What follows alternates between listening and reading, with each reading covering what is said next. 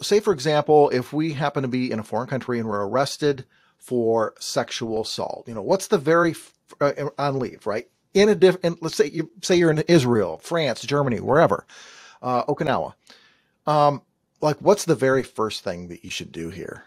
Yeah, if you've ever seen an episode of Locked Up Abroad, you definitely don't want to be in that situation. You don't want to be on leave down at Thailand, partying down on 𝗕𝗶𝗃𝗏 Road or 𝗕𝗶𝗃𝗏𝗃, having a little bit too much fun, and next thing you know, you're in a Thai prison. That's the last thing that you want to have happen. The rules are different, whether you're in Thailand or Israel or wherever you happen to be. You don't want to be in that situation. So number one, try not to put yourself in that situation. If you're in a foreign country, you do represent the military at all times. You're guests of that country, whether you're there on leave or not.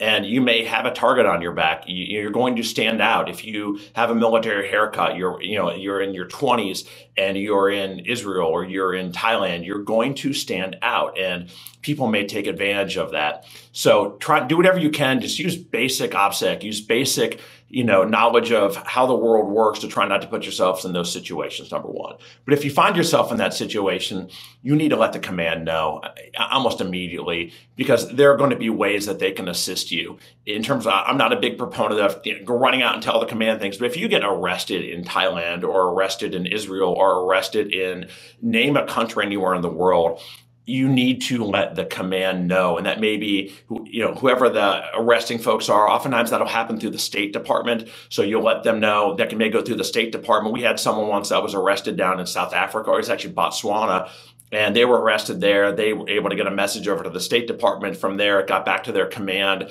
and they could work channels, international channels, or channels that can get them out of that situation. So at that point in time, it's really important to let the command know. We may have a SOFA, which is a status of force agreement with that particular country. We may have a 𝗕𝗏𝗏𝗏𝗏, which is a treaty with that country where, you may have certain rights or privileges that you know about, but the only way you can use those is if the command knows about it. So it's going to go to the command. From there, it's going to go pretty high in terms of, it may go through the JAG office, it may go potentially to the State Department.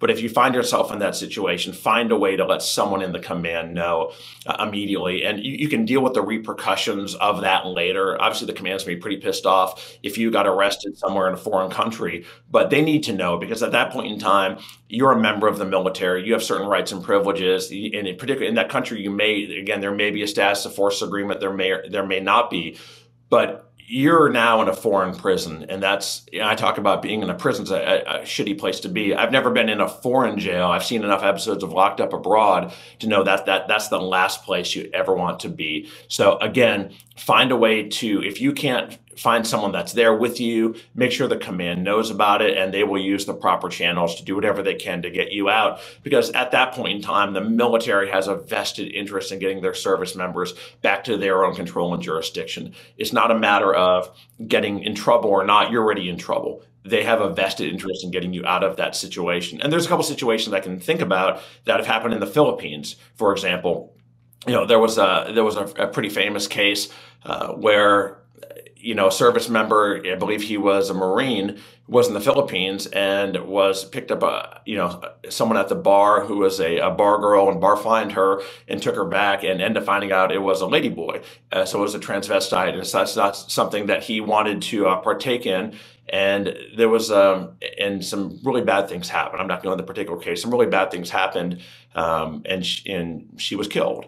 And the Philippines took a very big interest in that, and they incarcerated him, and they ended up taking the case, and the military was not able to get jurisdiction back, and he's still locked up in a Philippine prison. This happened quite a while ago. It was over a decade ago.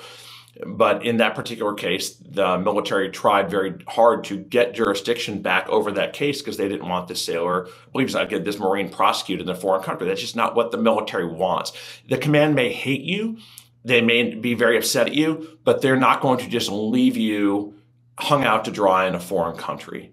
So command first, lawyer second, is really what you're saying when in that particular situation. You may not even have a right to a lawyer there, right? You may not even have a right. You may have a right to remain silent. Remember, we talk about the Constitution all the time. That doesn't apply in Israel. It doesn't apply in Thailand. Your constitutional rights are pretty much worthless if you get arrested in Botswana, okay? And so, yeah, get a lawyer, but okay, got it. Who are you going to hire? right? You need to have someone local there. You can't call me and say, hey, Tim, I was arrested in the Republic of the Congo because I was on vacation in Congo. Can you help me out? I can't. There's nothing I can do except for password to your command and let them, help you, especially if you're on leave out there, and you're not stationed there.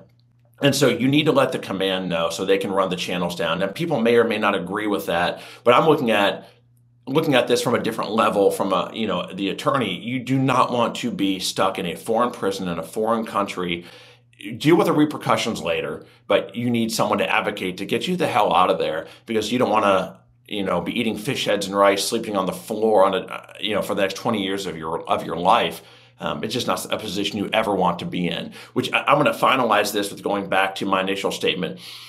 Do not put yourself in a position where this can happen. It can happen without you realizing it, but use common sense. I don't care if you're in 𝗵𝗂, having a great time down there. Don't get so drunk and be an idiot that you're going to get arrested. Don't go and, do things that are patently illegal or going to get arrested. Don't mess with drugs. I mean, drugs are just, you're an idiot if you mess with this stuff. In particular, in a foreign country, watch any episode of Locked Up Abroad, and most of them are about drugs.